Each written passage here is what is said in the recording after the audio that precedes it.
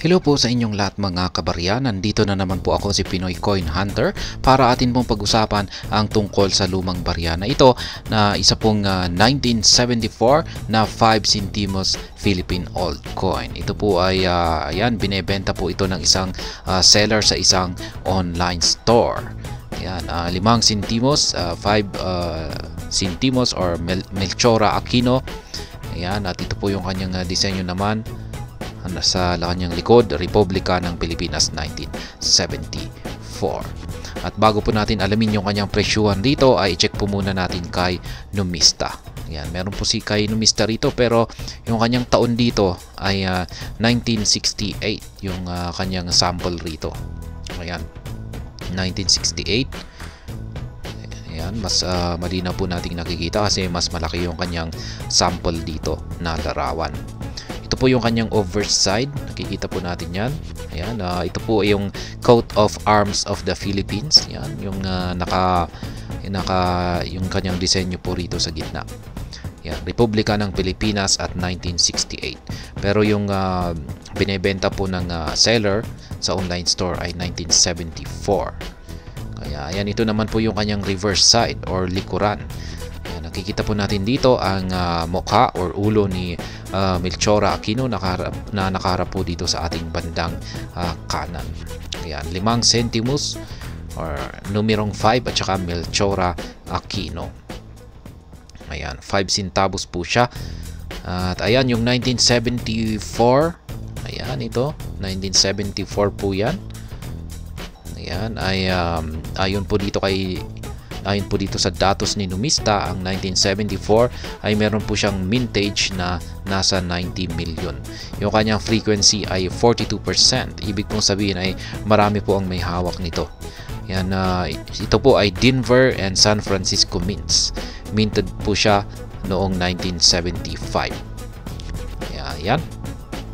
At balikan na po natin yung 1974 na 5 centimos ng online seller dito. At ito po ay binebenta po niya sa online store na si Carousel. At ayan, handa ka na bang makita ang presyo nito? At ayan na po. 5 centimos 1974 Philippine coin, hard to find. Ayan, nagkakalaga po ito ng 3,000 pesos. Ayan, lightly used po siya. Ayan, lightly used po kasi siya, ibig sabihin ay hindi po gaanong nagamit sa sirkulasyon. At mukhang kapag pagmamasdan nga natin ito ng mabuti ay mukhang maganda po talaga yung kanyang pagkakatago.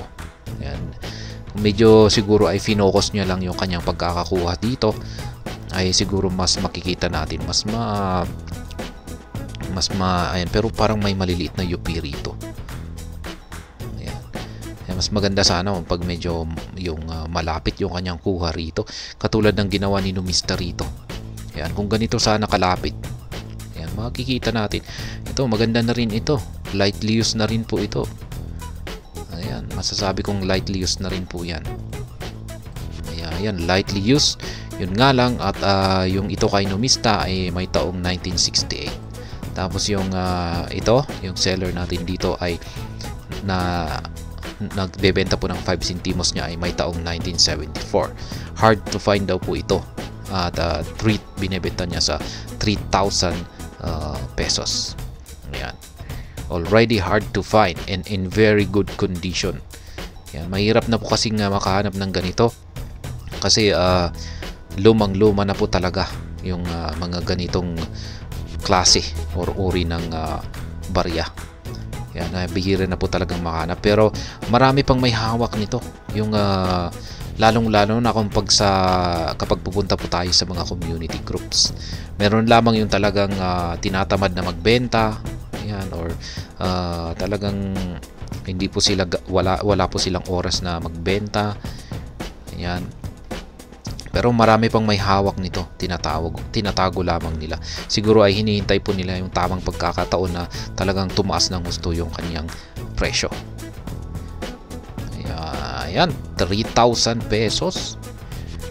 Ayan, pero kung yung sa inyo po, kung meron po kayong ganito, 1974, at maraming gasgas, maraming yupi, ay siguro mas mababa ng konti. Siguro mga nasa 2,000 pesos or 2,000 to 2,500 siguro.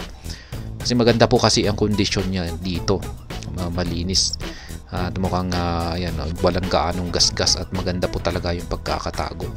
Kaya kung gusto po na talaga natin yung lagi ko pong sinasabi na kapag gusto talaga nating pagkakitaan ang ating mga koleksyon ng mga lumang barya, ay dapat po tayong matuto na magtago ng itago ang mga ito sa magandang paraan, katulad na lamang ng ginawa ng seller na ito dito sa kanyang 1974 na 5 centimos coin na ito.